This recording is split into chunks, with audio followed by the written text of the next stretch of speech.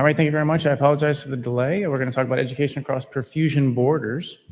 I have no disclosures other than the fact that I am going to try and sell you an idea why I'm here. I'm not going to get any reimbursement for this idea, but hopefully we can move some ideas.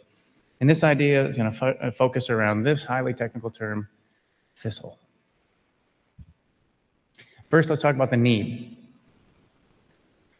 In a recent paper, they summarized this. In endemic regions of low-income countries, the need for cardiac surgery is estimated to be 300 operations per 1 million people. Yet nearly 1 billion people, that's with a B, billion people in sub-Saharan Africa have access to only 22 cardiac centers. There are more cardiac centers in one of our last speakers' small country than there is in this entire continent of Africa. So while in the USA there's one cardiac center per 120 people, 120,000 people, there's one cardiac center for 33 million people in Africa.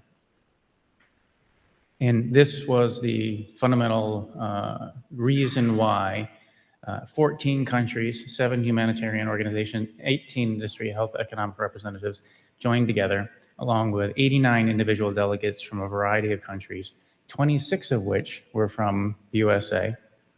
Also, leadership from the USA included the STS and the AATS to all sign this declaration, the Cape Town Declaration.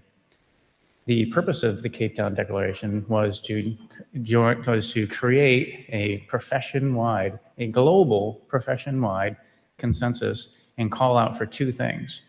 The first thing was to establish an international working group, blah, blah, blah. What this says is get organized. And the second thing was train more perfusionists. They used more words than that, if you read all the words up there, but they said train more perfusionists. And there's tremendous consensus among the leadership of many countries on that subject. And then on smaller individual papers, there's more data. This paper was published in the last several years about the sustainability of open heart in Zimbabwe. And they had this paragraph in there. The heart-lung machine is an essential necessity for cardiac surgery. It's operated by a perfusionist who needs to be well trained in the operation of running that machine. Zimbabwe has a single perfusionist who's locally available to operate this piece of equipment. They're retired, but we have a contract to pull them in when we need them. And there is an effort to get 2 individuals to train, and ultimately that would make this center more sustainable. And then in reviewing a publication from the perfusion schools of South Africa, the 3 schools got together, surveyed each other, and then published their results of their consensus opinion about the state of education in South Africa. They said that perfusion education, they have 3 centers. They offer a bachelor's of technology, but the curriculums are so different that they feel that based on where you go to school, you're differently prepared. And they want to see more standardization. What they're lacking in this case is a standardized curriculum, and they believe that even in their own area, they should have some overarching body which kind of dictates what would happen and what the expectations are for school. So they're lacking an infrastructure. They have some schools, but they're lacking some infrastructure. So I think it's clear that we've been asked to make more perfusionists, that there are educationally underserved areas of the world, and the message is loud and clear. So what I'm going to dig into is how are we doing on that? So I have a couple of thesis statements for you. And the community, my thesis statement is that our community has ample resources to plant, nurture, and grow educational programs in areas of great need. And these programs will support and stabilize the local cardiac surgery communities and elevate patient care in that region. That is the goal of the Cape Town Declaration. And very possibly, we could suggest that we have a moral obligation to do this. So a couple of us, wrote an editorial and summarized that point here, which basically the bottom line was that we have tremendous resources and we can do it. That's what we're going to talk about today. So I'd like to start with an audience poll, just see how my audience is doing. Raise your hand if you agree with this sentence here. I don't mind, as in I am not opposed to, perfusion schools opening in places like Africa. It's hard to be opposed to that, right? Because I'm not going to talk too much about moving people around. I want to talk just about educating people as best as possible. So good, we're not opposed to having high quality educational programs where they're needed. So how are we doing on that? And I want to make it clear that we're going to put a shout out and some kudos to the organizations and the people and the universities that are doing good jobs with this right now. And how are we helping these places? So this is from a very recent paper, just the last couple of months here, from Drs. Fitzgerald and Delaria from Medical University of South Carolina, in which they summarized, and they looked at this issue as well, and they independently came up with the same information as the Cape Town Declaration. And their statistics, which is alarming, is that 19 of the 194 countries in the world have a perfusion education program. That, by definition, is a educational desert. There's very few opportunities, and there's very little accessibility. And in thinking about this, and thinking about how I would put this presentation together, I think it comes down to an element of critical mass. So I started thinking about critical mass. So what's critical mass? I started with definition number 2. It's the minimum size or amount of something required to start and maintain a venture. So you need to have a certain critical mass for cardiac surgery and an educational program. And then I dug into the second one, the first definition here. It's kind of based in physics, but we'll see if that's not too much for us. The minimum amount of fissile material, what's that word? The fissile material needed to maintain a nuclear chain reaction. So that's cool. Let's learn a new word today. What's fissile? So I looked that up, and it turns out fissile is energy. Support of any form provided from one perfusion entity. Oh my God, they're talking to us. From perfusion entity, you perhaps, or your organization, towards the maintenance and growth of another perfusion entity, fissile, which catalyzes exponential growth and accelerates at an accelerated rate. And you might use that in a sense like, hey, yeah, Bob really got his fissile on when we went down to Kenya and he opened up that perfusion school. So if you add fissile to critical mass, it's amazing what can happen. Here's a few fun facts about fissile. Fissile is not equitably distributed. It's highly concentrated in a few places and nearly absent in many others. But it's an essential component to really making great things happen fast. And unfortunately, thousands of people die each year as a result of a fissile deficiency. And this happens in educationally underserved parts of the world. Now, the magic about fissile is that you don't lose it if you share it. But if it's shared with you, you have it. This is fantastic. There's absolutely no reason to hold on to your fissile. But the key is to apply it appropriately, and you don't necessarily seek out and apply your fissile in places where there's no opportunity. So in this desert, this educational desert here, there's no particular reason why you would apply your fissile here. But you don't have to have a lot. Critical mass comes in many varieties, and sometimes the amount of critical mass that's necessary is just one person. If there's one person that's really interested in carrying the banner in their area, and they just need a little bit of fissile to make it happen. If you share your fissile with them, they can do great things. So you might be able to take an island like this, where there's only one person interested, and they could do something fantastic if you give them a little help. And we have examples of that. These are some case studies of how things have gone really well. This is Bibi, and I apologize to her for not being able to pronounce her last name, but she was she's from the Dominican Republic, and she came up to go to school at Texas Heart, got a master's degree there, and then returned to the Dominican Republic, and she opened a master's degree program, the first and only graduate degree level program in South America.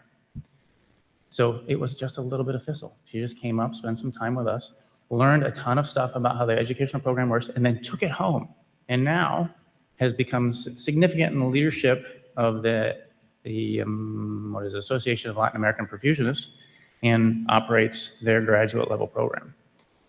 And what did it cost us? Nothing. But it has been significant in influencing how things run in Latin America. Closer to our home, there's Muhammad Al-Ashad. He was a physician trained to be a perfusionist, had some training from the UK, but also a lot of training in Egypt. And after 8 years of clinical experience, made himself known to us. And we talked with him about him going through our program. It was at the tail end of COVID. I still had permission to teach online. So we made a modified program for him in which he did some hybrid distance learning curriculum and came to the States and tested out in all the simulation courses, saw how the simulation facilities run, understood the curriculum, went home and finished his lectures. Returns to Europe, returns to Egypt, and now at the conclusion, with American credentials, is operating a training program. And that training program is, you see him here standing in the background. This is Mohammed on the left.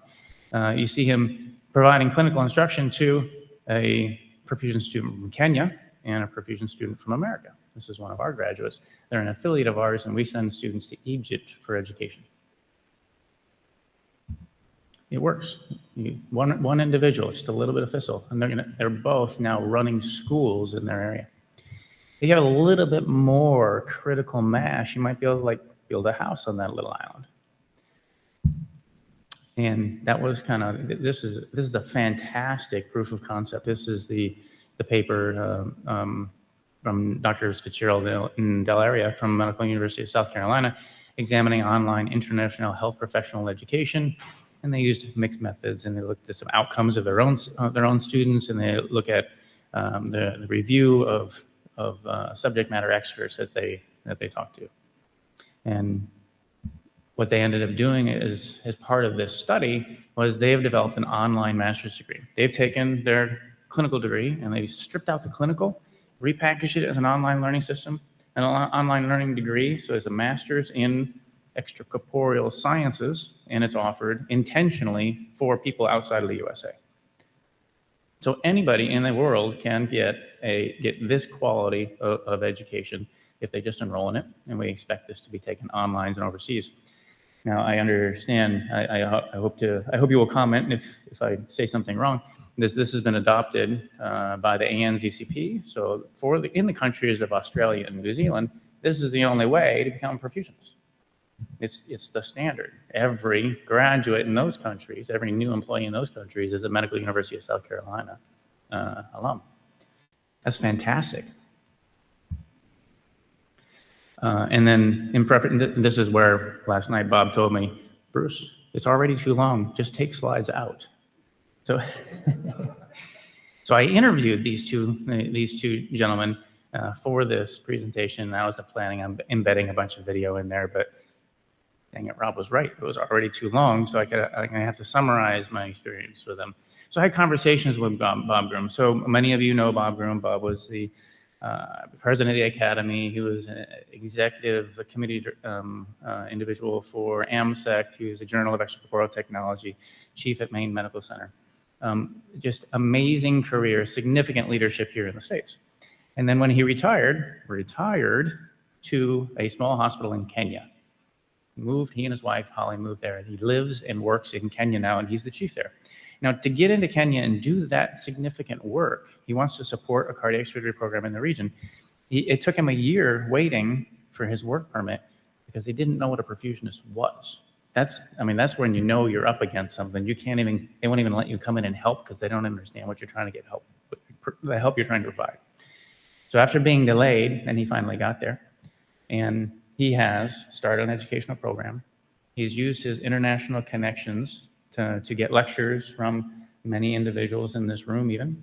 And he has demonstrated a curriculum, run people through the curriculum, appealed to the government, been reviewed by the government, and has a Kenyan accreditation. Temporary 1 year, they'll review him again at the end of 1 year. But it went from you're a what? To that is a nationally certified educational system. Now, this is pretty fascinating because I think Bob did in about 5 years what would have taken anybody else in Kenya 25 years to do. When they're starting with, we don't even know what a perfusionist is. Bob just brought us FISL and applied it in a place that it needed to be. And then there's Mohammed. When I interview Mohammed and I ask him, Mohammed, after 8 years, you're already the chief of a significant pediatric center working with world famous cardiac surgeons. why would you want to go back to school? And he said, because I want to build the best education program I can in the world, because we have tremendous opportunity to train people. And we can do it at this level indefinitely, but we want to do it at the highest level. So we want an American education, and it's worth his time, and it was worth his institution's time to pay him, to pay us to take him through school. And what he says he learned from that was how does a high quality school run? So he became affiliated with the American University so that he could take that thistle. He could own that thistle and take it back to Egypt. And he has plans to continue to develop his program and offer much higher quality. Now, what the great thing is about both of these individuals, they didn't just take care of their particular need. Bob's not just training the 3 people he needs in Tenwek Hospital. You saw an earlier paper in this presentation where Zimbabwe had only 1 retired perfusionist. Well, in his next cycle, Bob is going to be training somebody from Zimbabwe. The program at Aswan Heart Center has trained people from 8 different countries. One of the things about Aswan is they provide free cardiac care and they provide free education. So for those countries, those low-income countries where people can't afford, they don't have the support that he had to go pay $50,000 for a degree, they can go to Aswan and get paid to work there for a year, go through the training program, and then the expectation is you have to go home. In fact, sometimes they say, could I stay? And they'll say, no, that wasn't the deal. We paid you to be here for a year, and now you have to go home. And we're going to do it again with somebody else. It's a fantastic system. And so what can we do? With the way MUSC delivers their lectures and the way any modern university can provide content is we can reach across borders and we can drop expert lectures into anybody's classroom, anybody that has the critical mass to receive your thistle. And that's just a group of us online. There's some things that we've done in our program. We've had relationships. We have this border between USA and Canada. It's very porous, but there's a university up there in Montreal, and they have come down to Syracuse and brought their whole class down for 2 or 3 days of crisis management training. Great opportunity, great experience. They don't have as much familiarity with simulation. We do. We're nearby. Let's collaborate. We have a relationship with one of the hospitals in South America, particularly in Colombia, and twice they only teach like 2 or 3 students at a time, and twice they've called and said, hey, we're about to graduate a class, could we send student so-and-so up? And they'll come up and spend a couple weeks with us in the sim lab. I just integrate them right in with our students, and they do whatever we're doing in the sim lab.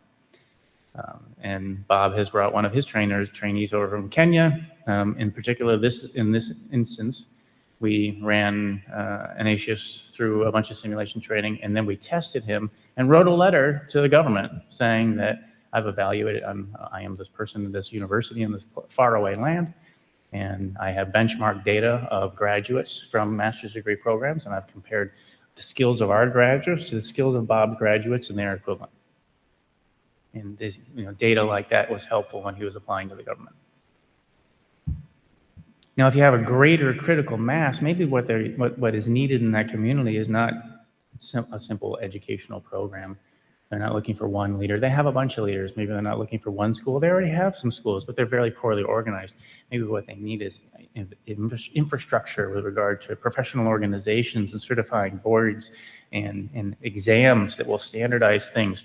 We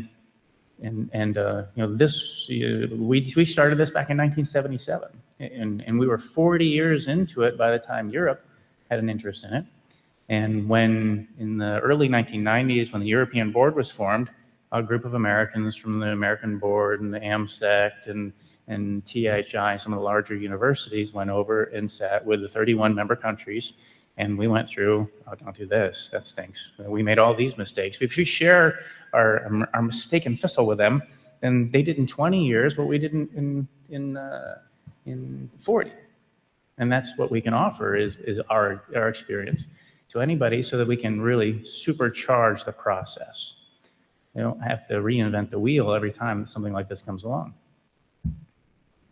And that was very well done. Hats off and congratulations to the collaborations between the ALAP and their communication with significant leadership in AMSEC and the American Board. They now have an organization that has a curriculum, that has a certifying test, that has accreditation of schools, and they did that in a fraction of the time as it took us to figure it out. So let's see how we're doing here. Let's see if we're winning any hearts and minds.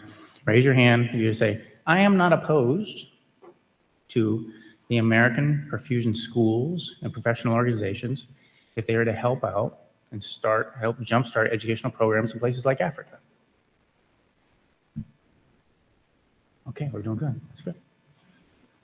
And audience at home, please comment on this. If you could blow up like 600 comments on this, then hopefully this is something that we can show to the leaders of our organizations. So you might at this point be thinking like, so what's this impassioned plea for, Bruce? You just gave me a bunch of data as to how we're doing this and doing it pretty well. And that's, I do want to say that all those things, people have put energy into sharing their FISL.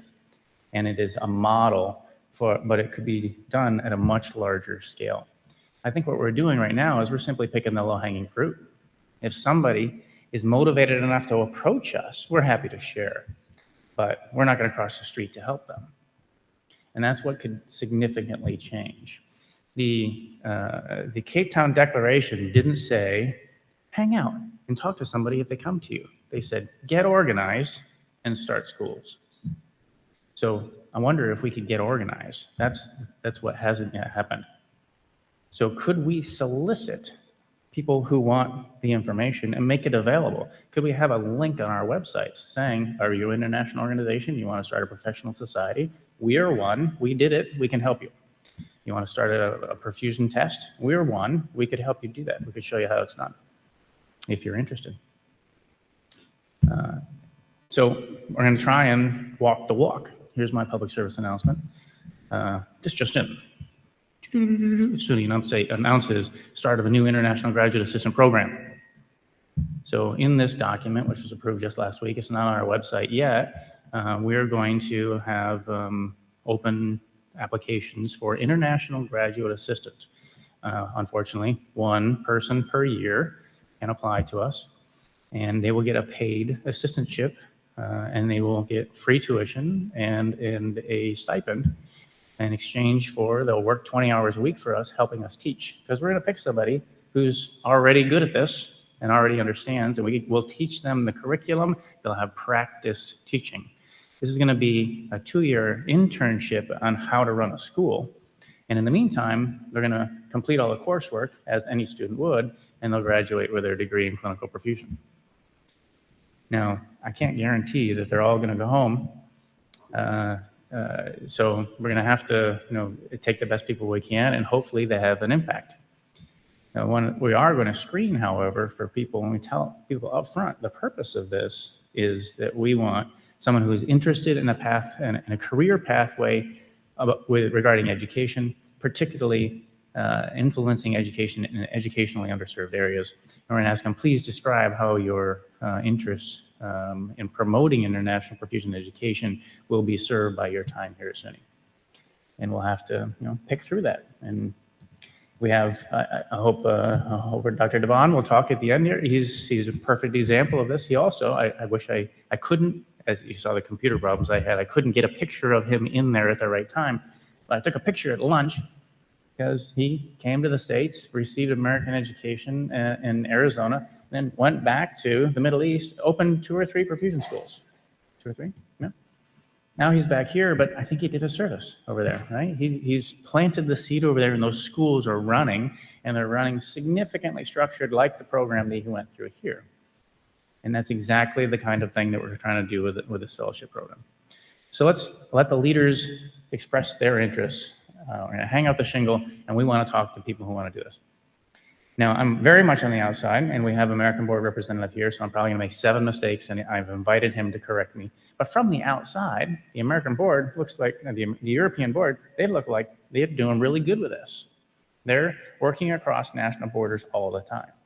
They have set a standard for an educational program, and they've put it out there in the public, and basically told anybody in Europe, if you build a school like that, we'll accredit it. And then your graduates will have these certain privileges. Did I do that okay? Yeah. So they're working, because they're not the United States of Europe, they are the international countries, then they're working across national borders all the time. They are the lighthouse shining light into the darkness. And anybody that wants to just follow these rules. They got 15 accredited schools serving 31 delegate countries. And they've been doing this for a long time. We have the possibility of doing that here. The structure nearly exists. Well, our accrediting body is CAHAP, the Commission on the Accreditation of Allied Health Education Programs. Also recognized in North America is the Canadian accreditation system. Both of these organizations, if you go to their website, they will tell you that they have a process for accrediting international programs. CAHAP is so clear about this that they got a page for international accreditation, and they tell you the steps. This is exactly the kind of thing that I'm saying that every one of our organizations could do if you are interested in a piece of our FISL. Here's the link. Click on that. Follow these steps. Call this person. Now, the issue that we have currently with our own accreditation, and as far as transporting that out and making it available across the national borders, is that every organization in CAHAP, every profession in CAHAP accredits like 23 different schools, they all have a COA, and the COA in this case is the ACPE, the Accreditation Committee for Perfusion Education, and it's a representative board. They get input from all of these organizations. 2 of these organizations signed the Cape Town Declaration, so I hope we know how they would weigh in.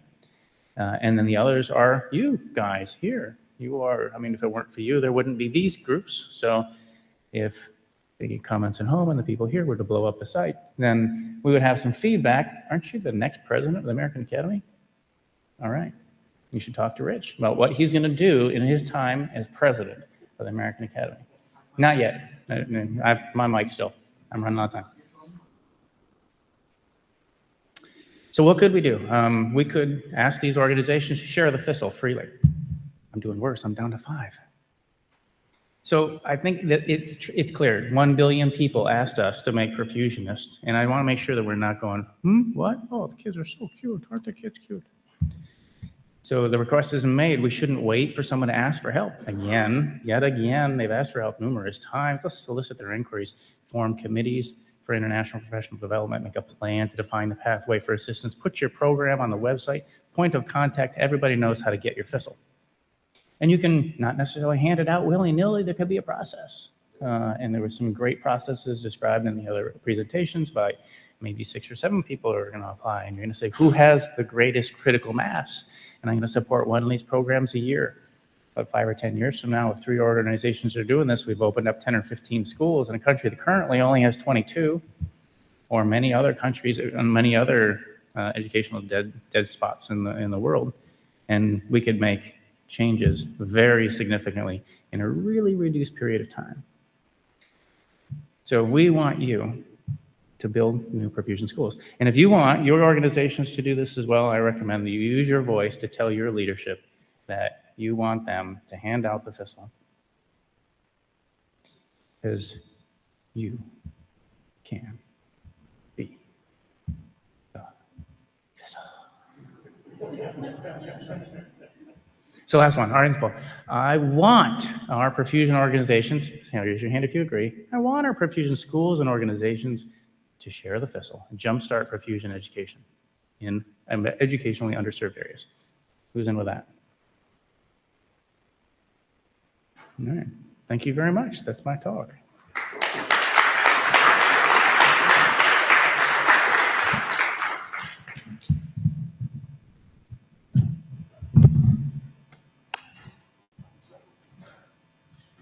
Bruce, you can't get away that easy.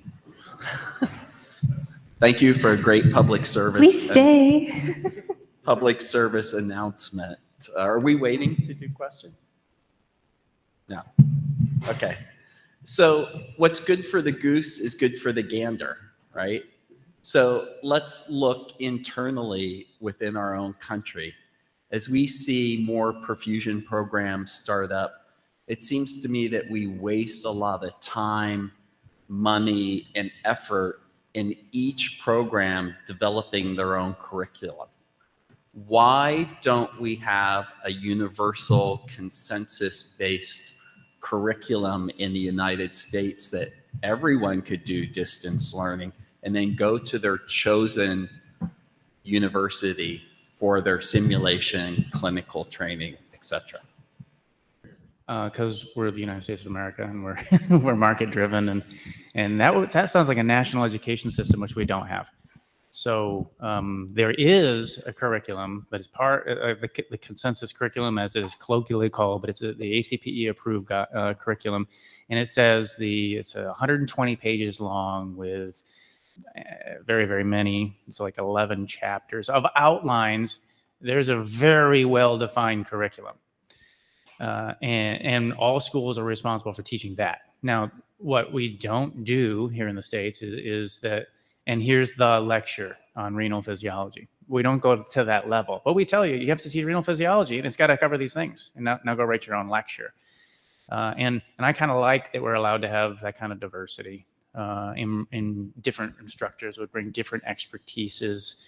And subsequently, we end up with everybody should be educated to a minimal level. That minimal level should be pretty high, but there's still diversity among programs, and diversity is good. Excellent talk by both of the speakers. I've experienced what you have just talked about. I graduated from the perfusion program in Phoenix, Arizona, Tucson, Arizona, at U of A, 1993. And I worked as a clinician, and then I got involved with teaching at Duquesne University in Pittsburgh, and then I moved to Saudi Arabia to start the first perfusion program over there in 2002.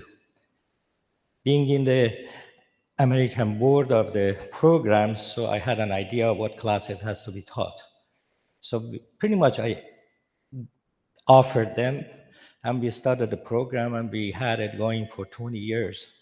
And we were able to graduate about 20 students, that half of them were female Saudis, that they wouldn't even have the opportunity to come here to do it, or would do it over there, because I had 2 female students sitting right next to male students, and I got questioned, how dare would you do that?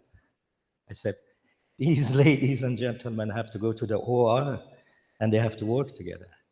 So I had a hurdle to jump over, but we were able to get them graduated. What my principle is, I came from the same area. I'm Iranian origin. I came to this country when I was 17 years old. And I went through all the level of the education. Actually, I became a perfusion accidentally. I was doing transplant immunology research, and I was going to the operating theater, taking the explanted heart, going to the lab, removing the endothelial cells and checking the interaction between ICAM1 and TFA1. And Jack Copeland, who's the person who developed the cardiovasc, he said, Hamid, you come here every night. Why don't you learn that machine too? So I learned how to become a perfusionist. But that changed the path of my life. And it impacted so much that when I started traveling back and forth to the Middle East and Iran does 50,000 open heart cases. But the number of the perfusion and their education, they were all OJTs, no strong background in the actual, they knew how to run the pump, but the physiology, pharmacology, blood gases, those were the challenges. So I thought I can give something back to the country. When I started teaching at Duquesne, I said, well, why don't I help them? I didn't want to give them the fish. I wanted them to learn how to fish. So I went, and first book that I took over there, it was Manual of Perfusion. And the second was the cardiac anesthesia book that we used that time. They were all shocked. They started translating it. They started using it. And the same thing with Saudi. We started the program, and we were successful for 10 years, and the program went on. What Bruce is saying, training them and let them go back and grow it over there is one thing, but perfusionists wanting to come to the United States and work is the other thing. See, right now we are in a hot market in the perfusion in the United States. We are not the number retiring in compared to the number that we are putting out of a school, it doesn't match. That's why you see the astronomical offering to the student of 140, 150 annual. This is going to go down. We have another 5 programs started just during the last 2 years. This number is going to match in 5 years. We are going to go back to 10 years ago. It's a supply and demand. Universities can increase. We are the largest program in the world. We take 45 students a year. We have contract with 85 centers in the United States that we are sending our students training. And this supply and demand is going to end at one point. So what would happen? Yeah, there are a lot of, anytime I travel overseas to give a talk, can we come and work in the United States? We have 20 years of experience. Yes, you do. But the guidelines of the United States, you have to be American board certified. And in order to be American board certified, irrespective of what your background is, you have to pass the curriculum and be signed and certified and do the clinical cases, pass the American board, and join the system. You're welcome to do that. But just coming over there, first of all, it's going to be dangerous for the perfusionists in the United States. It is going to be, this is the fact that we are going to deal with. But letting them come in, yeah, I second Bruce on that. Let's train them, go over there, go to anywhere in the world that they need, help them start the program. At one point, when I was working at Duquesne, I finished and I went over there to start the program. I had one Saudi student. Guess what? At that time was 9/11. The bombing of the center in the United States. Kid went to the clinical site. They were giving him a cold shoulder. So we contacted American board. We said, he cannot do his cases. What should we do? He said, well, you're an American board certified. I said, yeah, I'm working in the JCIH approved center in Saudi Arabia. So, yeah. He said, we'll send a student over there under your supervision. You sign up for him. So I was able to do it. So there are ways to help their education. There are ways to help them reach to their goal. And I would second you on that to go ahead, because you would be surprised when you go abroad, when you start working as an American certified perfusionist or any kind of a major, how highly you are regarded based on the education that we are getting. And they are willing, they are willing to go ahead and listen to us to improve their system. And we should do that. We should do that. And it's almost end of my years of being a clinical perfusionist and academician and a researcher in the field. But it is something that has to be done. So it would be a sort of a worldwide kind of a thing for the other people to get on the board and get the latest and be familiar with the ways of treatment that they can. And even our students from here, they can even go over there. If we have a CCP working in a center, let's say in King Faisal Specialist Hospital, it's the heaven of congenital heart defect surgeries. You would go there, you'll see everything that you can imagine in the congenital heart defect in that little center. So we can send American students over even if they're like the way the student has gone to Egypt and see it. Because a lot of the close family marriages, there are a lot of a rate of the congenital heart defects over there. So the surgeons are willing to do it, and you guys send the students to go over there and get the training. So I don't want to drag on, but I second you on that and support you on that. And if there is anything, I'll be more than happy to help you guys out. Yeah, I started a program in Saudi Arabia, and I started a program in Iran. They even didn't have the categorization in the healthcare department and Ministry of Health for a perfusionist as a position. They just called them pumpist. I said, what's a pumpist?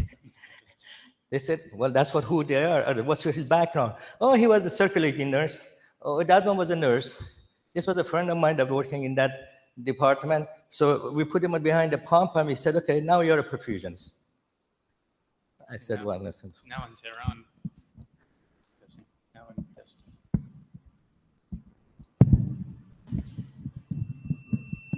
Test.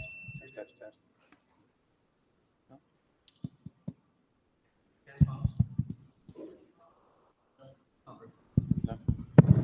Oh, okay. Now in Tehran, they have a master's degree. Pardon me? I said now in Tehran it's a master's degree. The education system in Tehran is a master's degree for cardiovascular perfusion. Taught in a university, very high quality. Yeah, Our very even- first candidate in this international fellowship program is from Tehran. Even in Saudi, all of the students that we started, they all had a bachelor's degree from one of the universities in the country. We didn't take any just after high school. Everybody had a university degree before they start the program. And in Saudi, it was a 3-year program because it was just, we wanted more hands-on training, so we kept them in the system. And it worked for them. And now all those perfusionists that they graduate, they are the chief perfusionists in the country. So American system helped them. Not per se directly, but all of the didactic that we have here in the American board, I said, okay, this is what the American perfusionists study. If you want to be like them, study this. So we taught them. We got them through the cycle, and they did. And some of them even come here to training too later on for continuing education. I have one comment for you. You've done a great job. Thank you. Oh, thank you. My question is going to be a lot quicker because there's other people to actually ask some stuff. But I think you're right, and I will very happily participate. And I know I'm talking on behalf of the UK that we will join in with whatever you want to do to improve things. I think the best thing that Bruce, you and I can do is we'll go to the bar after this and get completely fizzled and really decide what we're going to do. Yeah, there's a big hurdle here for international perfusionists to come here, which is immigration. I mean, that's a big piece. If you can have the master's as much as your education you can have, but if you do not have the proper papers to come to this country, it's kind of difficult. I have about 14,000 followers on LinkedIn, and every week, every 2 weeks, I get 1 or 2 people are inquiring, or 2 perfusionists from especially India and Pakistan, texting me, asking me they want to come to the US and how they can come. And I tell them, I mean, there is 3 things. I mean, you have to be a graduate of an accredited school, and you have to be an American board, and you have to have your visa. That's the 3 requirements. During the COVID era, when we did our virtual meeting for AMSEC, Jim Rieger, I believe he was our president at that time. Some societies, I think there were 5 of them, the Iranian sect, the Japanese sect, the India sect, Brazilian society, the German society, and the Canadian society merged with AMSEC. And I think somehow AMSEC felt that when, the society vision is education to everyone, not just for everyone here in the United States. But the issue came, the cost. The majority of these people cannot afford the membership to be, with AMSEC. They wanted to have the resources. They want to, be, have exposure to AMSEC.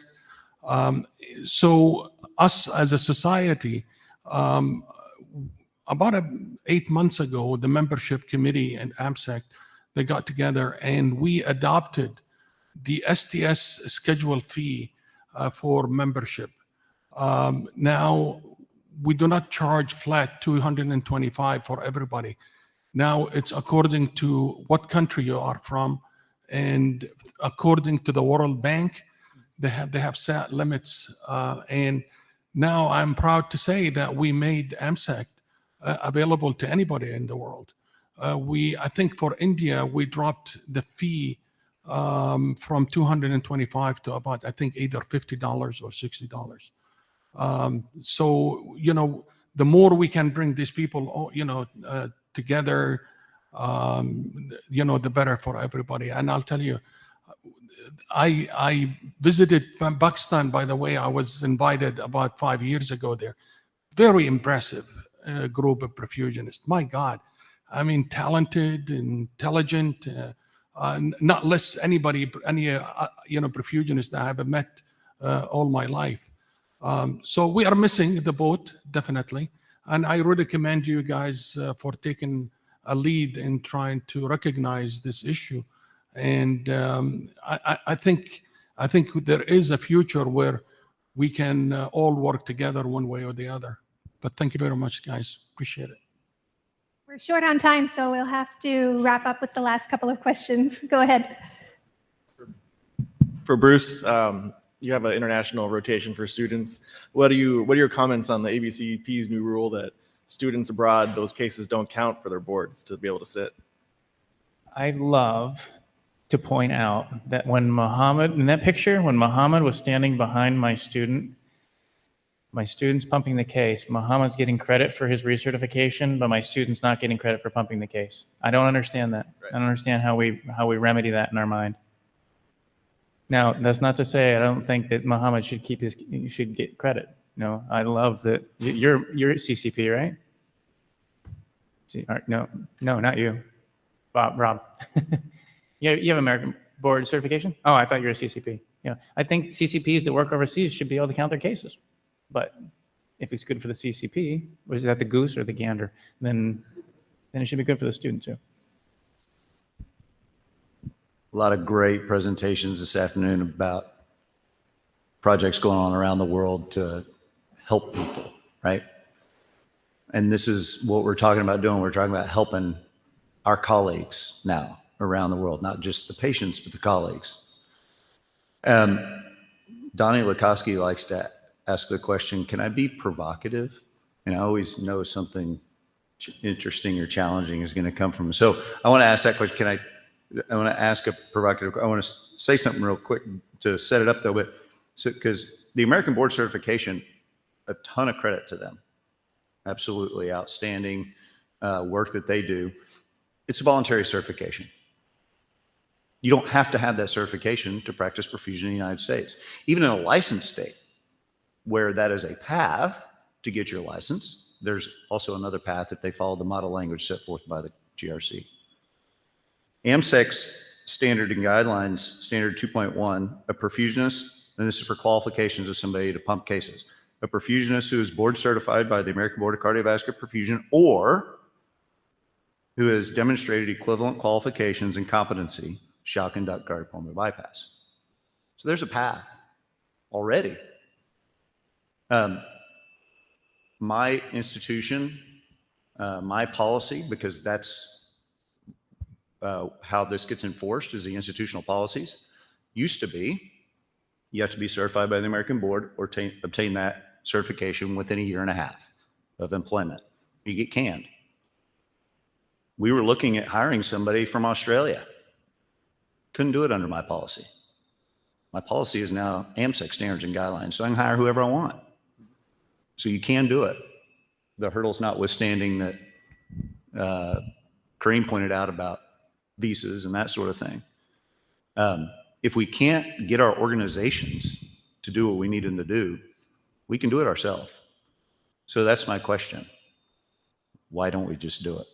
You can do it on your level of your one hospital. If we can convince the leadership that this is good for our profession, and then it could happen like at the state level, because New York State has the same thing written into the licensure board, but nobody's ever been allowed to take the alternate pathway. We have to have the alternate pathway in case the American board is abducted by aliens and disappears overnight. And then what would we do for the next day? But we have no intention of using that pathway short of alien abduction. But we could, but we'd have to convince the leadership of the board to do that. And that's the thing that I think, so I've found when dealing with lawyers is that if you say, protect me, they'll say, sit in that comfy chair, don't move. But if you say, look at me, I'm on the thin ice. Now save me, they'll save you. You got I'm going to do this, keep me out of trouble. That's a different question than, before I launch out on this, what would you advise me to do? They say, don't do it. I don't have to protect you at all if you just sit in that comfy chair and don't do anything. I'm going to take this opportunity to say thank you, both Bruce and Salman, for your presentations and the discussion following your presentations.